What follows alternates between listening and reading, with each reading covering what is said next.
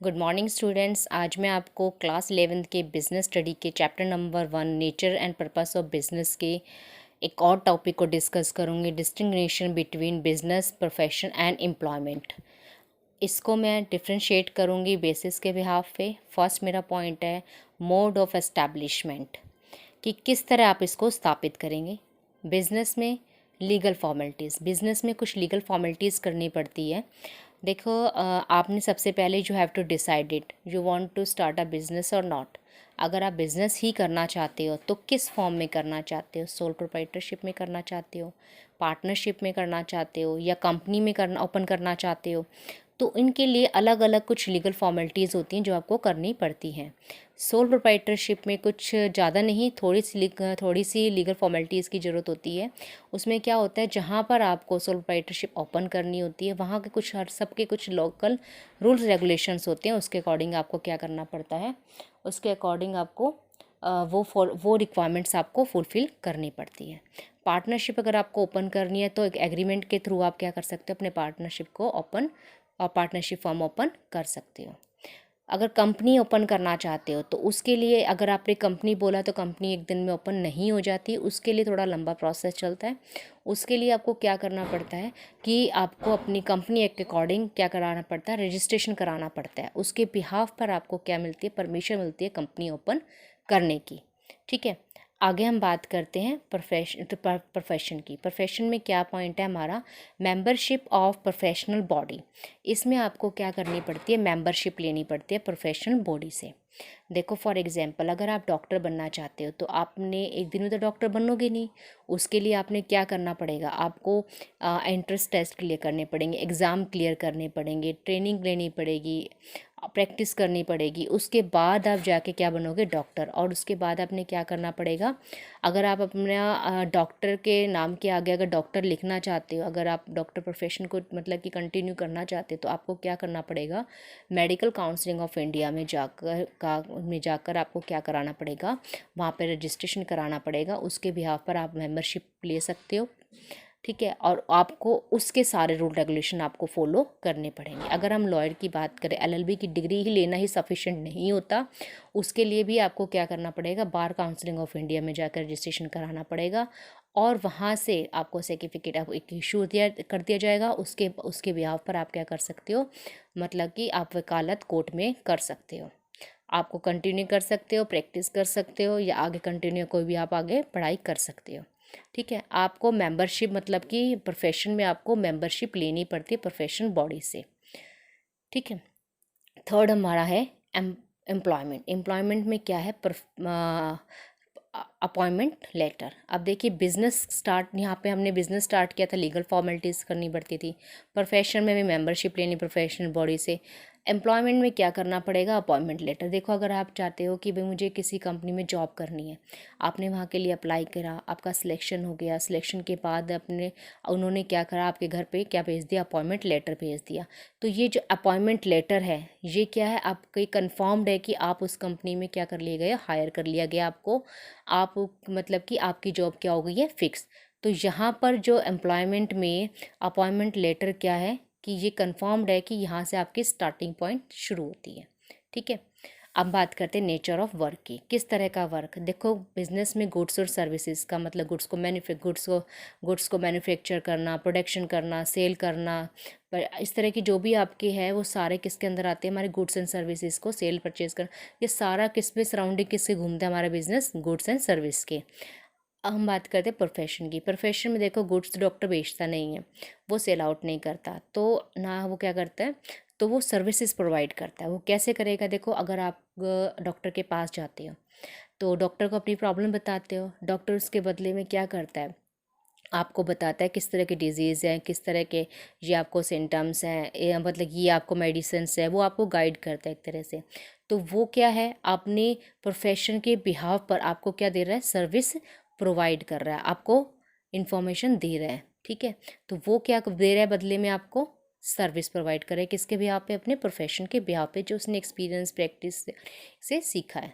ठीक है। यहाँ पे क्या है, सर्विस कॉन्ट्रैक्ट। सर्विस कॉन्ट्रैक्ट क्या होता है कि इसके अंदर सारा जो प्रोफाइल लिखा होता है, आपको किस तरह का काम करना है, क्या क्या रिस्पॉन्सिबिलिटी है, किसको हैंड ओवर करना है, सारा आपका मेंशन होता है। इसको हम क्या कहते हैं, service act contract. Qualification, business में आपको नो मिनिमम क्वालिफ़िकेशन, इसमें आपको क्वालिफ़िकेशन की ज़रूरत नहीं होती। प्रोफेशन में एक्सपर्टाइज एंड ट्रेनिंग, देखो डॉक्टर अगर आपको बनना है तो आपको क्या करने पड़ेंगे, आपको पेपर क्लियर करने पड़ेंगे, एक्स्ट्रा एफर्ट्स लगाने पड़ेंगे, प्रैक्टिस करनी पड़ेगी, ट्रेनिंग करनी पड़ेगी। अपने जो भी आपने प्रोफेशन चूज़ करना है उसमें आपको एक्सपर्ट होना पड़ेगा। तो वो कैसे होंगे, आप ट्रेनिंग करेंगे, रेगुलर प्रैक्टिस करेंगे, उसके बिहाव पे आप क्या हो जाओगे, एक्सपर्ट। मतलब कि एक्सपर्टाइज और ट्रेनिंग दोनों आपकी इंक्लूड है किसके अंदर, प्रोफेशन के अंदर। अब हम बात करते हैं एज़ पर एम्प्लॉयर। एम्प्लॉयमेंट में क्या होते हैं, जो भी रूल रेगुलेशन, जो भी मतलब कि क्वालिफिकेशन या रूल रेगुलेशन होता है वो कौन डिसाइड करता है, एम्प्लॉयर। एम्प्लॉयर ही डिसाइड करता है कि उसको मिनिमम क्वालिफिकेशन 12th चाहिए, ग्रेजुएट चाहिए, मास्टर चाहिए, क्या वो उसके खुद के ही डिसीजन होते हैं कि वो किस तरह के क्वालिफिकेशन के बंदे को अपनी कंपनी में ज्वाइन कराना चाहता है। हम बात करते हैं रिवार्ड। देखो रिटर्न में अगर हम बिजनेस करते हैं तो हमें क्या मिलता है रिटर्न में, प्रॉफिट। प्रोफेशनल फीस, देखो प्रोफेशन फीस में क्या होता है, अगर आप किसी डॉक्टर के पास जाते हो वो आपको सर्विस प्रोवाइड करता है, आप उसको अपनी प्रॉब्लम शेयर करते हो, वो आपको मेडिसिन देता है और उसको प्रिकॉशन कैसे करना है सब चीज़ें आपको डिटेल में बताता है। तो आप क्या करते हो, कुछ पैसा उसको दे के आते हो, वो क्या हो जाती है, कंसल्टेंसी फीस होती है उसकी। तो उसी को हम क्या कह देते हैं, प्रोफेशनल फीस। तो अपनी सर्विस के बदले में वो क्या कर रहा है, कुछ अर्न कर रहा है, तो वो क्या कहलाता है, उसकी प्रोफेशनल फीस। फिर हम बात करते हैं salary and wages. Salary and wages का क्या, देखो अगर आप किसी कंपनी में जॉब करते हो, आप सर्विस प्रोवाइड कर रहे हो, तो सर्विस प्रोवाइड करने के बदले में आप एक फ़िक्स अमाउंट लेते हो, या तो मंथली लेते हो या फिर वीकली लेते हो। ठीक है,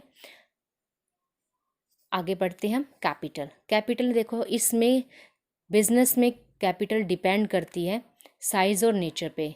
अगर आप स्मॉल साइज़ का बिजनेस कर रहे हो तो स्मॉल कैपिटल की रिक्वायरमेंट होगी, अगर ज़्यादा लार्ज स्केल पे बिजनेस करते हो तो लार्ज अमाउंट में आपको कैपिटल की रिक्वायरमेंट होगी। तो मतलब कहने का मतलब क्या है, डिपेंड करता है किस तरह का आप किस साइज़ का बिजनेस कर रहे हो और किस तरह का कर रहे हो, किस नेचर का बिजनेस कर रहे हो, उसके अकॉर्डिंग आपको कैपिटल की रिक्वायरमेंट होगी। लिमिटेड, प्रोफेशन में लिमिटेड क्यों, देखो कोई भी डॉक्टर है अगर वो अपना क्लिनिक ओपनिंग करना चाहता है तो उसको क्या चाहिएगा, स्पेस चाहिएगा और क्या कुछ इंस्ट्रूमेंट चाहिएंगे।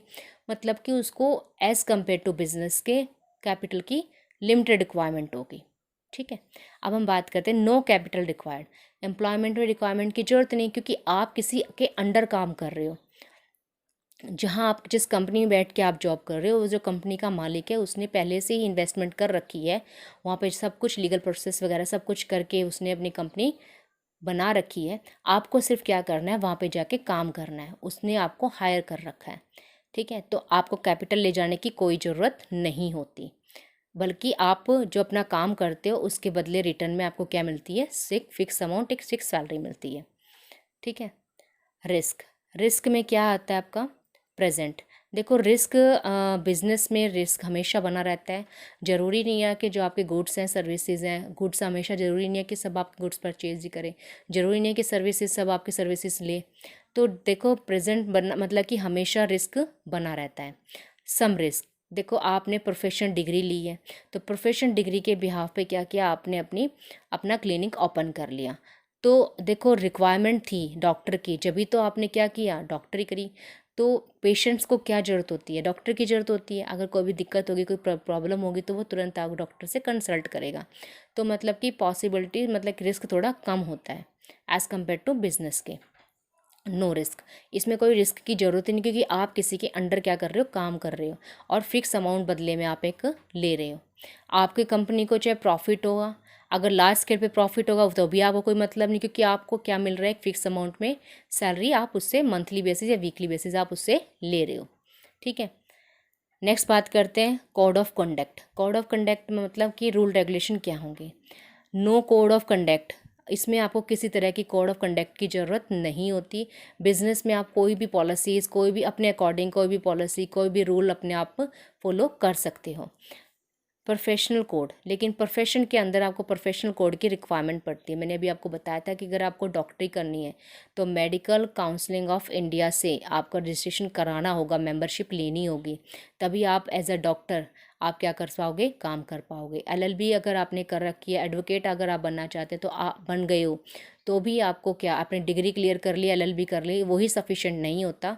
आपको बार काउंसलिंग ऑफ इंडिया में से क्या कराना पड़ेगा, रजिस्ट्रेशन कराना पड़ेगा। उसी के बिहाफ पर आप क्या कर सकते हो, कंटिन्यू अपनी प्रैक्टिस कर सकते हो कोर्ट में। ठीक है, नेक्स्ट बात करते हैं लाइड डाउन बाय एम्प्लॉयर। इसमें जो भी रूल रेगुलेशन होते हैं वो एम्प्लॉयर खुद डिसाइड करता है, उसी के अकॉर्डिंग ही एम्प्लॉयज़ को काम करना पड़ता है। ठीक है, मेन ऑब्जेक्ट, इसके मेन उद्देश्य क्या होते हैं, अर्निंग प्रॉफिट। बिजनेस का मेन उद्देश्य क्या होता है, प्रॉफिट अर्न करना। प्रोफेशन का मेन ऑब्जेक्टिव क्या होता है, अपनी सर्विसेज प्रोवाइड करना। और एम्प्लॉयमेंट का मेन ऑब्जेक्टिव क्या होता है, जो सर्विस प्रोवाइड कर रहा है, उसकी सर्विस दे रहा है, उसके बदले में क्या लेना, उसको सैलरी अर्न करना। कहने का मतलब अर्न प्रॉफिट, प्रॉफिट अर्न करना, प्रोवाइड सर्विसेज और सैलरी अर्न करना, इनके क्या है, मेन ऑब्जेक्टिव्स हैं। आई होप सो आपको समझ में आया होगा। Thank you so much, have a nice day. Next video में मिलते हैं।